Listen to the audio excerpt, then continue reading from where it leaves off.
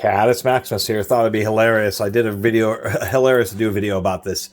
Just unbelievably badly made. This is a wrench that came with like a Chinese swing set and was designed to turn about 20 bolts before it failed.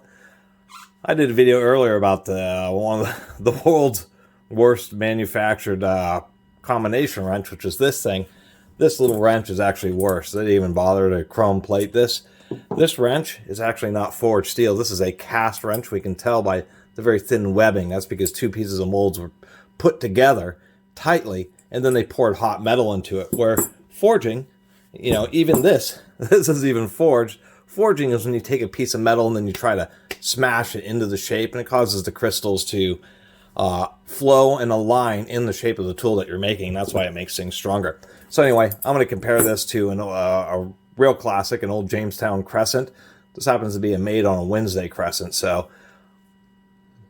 just about everything's perfectly symmetrical.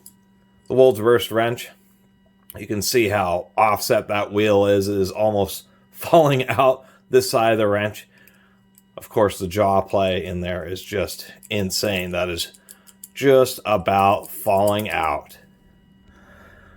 Let's take a real closer look. You can just see like the flats of the machining on the screw. That actually appears to be galvanized. This whole thing appears to be galvanized, but that's like a little bit shinier. This jaw play is so much that you can almost get this thing to skip teeth just trying to use it. Just incredibly rough finish. I mean, just around here, who knows who even made this, but this was just tapped against a grinding wheel and tossed in the bin is done. You can see because of the casting process, there's just these horrible gaps in there.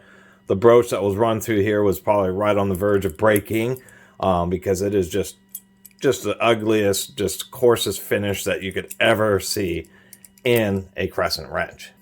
So just want to share with everybody what an example of a very poorly made tool looks like. When people think, oh, the one I got sucks. No, this is something that sucks. This wrench is something that you just recycle and throw away. But this thing is just absolutely horrible. And just to have an idea of what's something really nice, they should be really nicely finished, really symmetrical with the grinds. Everything's nice and even.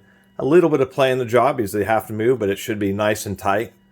When you move it back and forth, there should be barely any play at rocking. Proper buttress screw threads, so they're much heavier duty. The broaching should be nice and even right down the middle. The hole for the wheel should be nice and even.